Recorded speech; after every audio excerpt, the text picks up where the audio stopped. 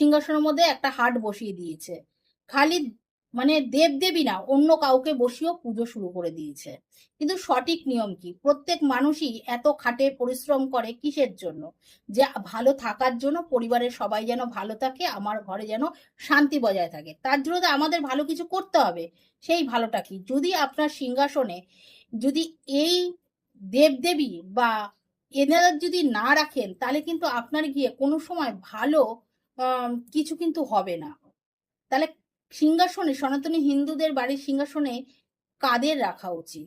কিভাবে সিংহাসনে মানে মূর্তি স্থাপন করে আমি পুজো করব বা চিত্রপট রেখে পুজো করব?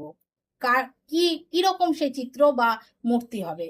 বলছি, প্রথমেই আপনার সিংহাসনে যাকে স্থান দেবে সে হলো ভগবান, মানে শ্রীহরি। এবার আপনি বলতে পারেন শ্রীহরি বলতে অর্থাৎ কি? দেখুন, শ্রীহরির যে কোনো রূপকে, আপনার যদি ভালো লাগে শ্রীকৃষ্ণকে, অবশ্যই শ্রীকৃষ্ণকে রাখবেন। আপনার যদি রামকে ভালো লাগে, আপনি রামকে রাখবেন, শ্রীরামকে রাখবেন। আপনার যদি মনে হয় আমি নারায়ণকে ভালোবাসি, নারায়ণকে রাখবেন।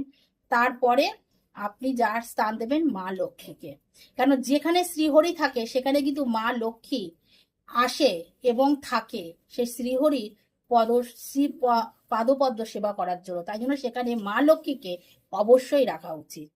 তারপরে যাকে রাখা উচিত সে হলো মহাদেব। মহাদেবকে পরম বৈষ্ণব, সেই মহাদেবকে রাখা অবশ্যই উচিত।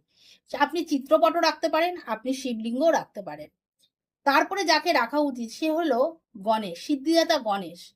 সিদ্ধিদাতা গণেশকে অবশ্যই রাখবেন। আর কাকে রাখবেন? আর রাখবেন আপনার ঘরে সূর্য দেবতা, সূর্য যে যন্ত্র আছে সে রাখতে পারেন, এবং সূর্য দেবকে আপনি রাখতে পারেন। রেখে পুজো করা আমাদের সনাতন ধর্মে কিন্তু নিয়ম।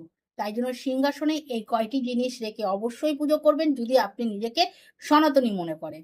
যাই হোক, ভালো লাগলে ভিডিওটা অবশ্যই লাইক কমেন্ট শেয়ার দিয়ে পাশে থাকবেন। ফলো দিতে ভুলবেন না বন্ধুরা। রাধে রাধে।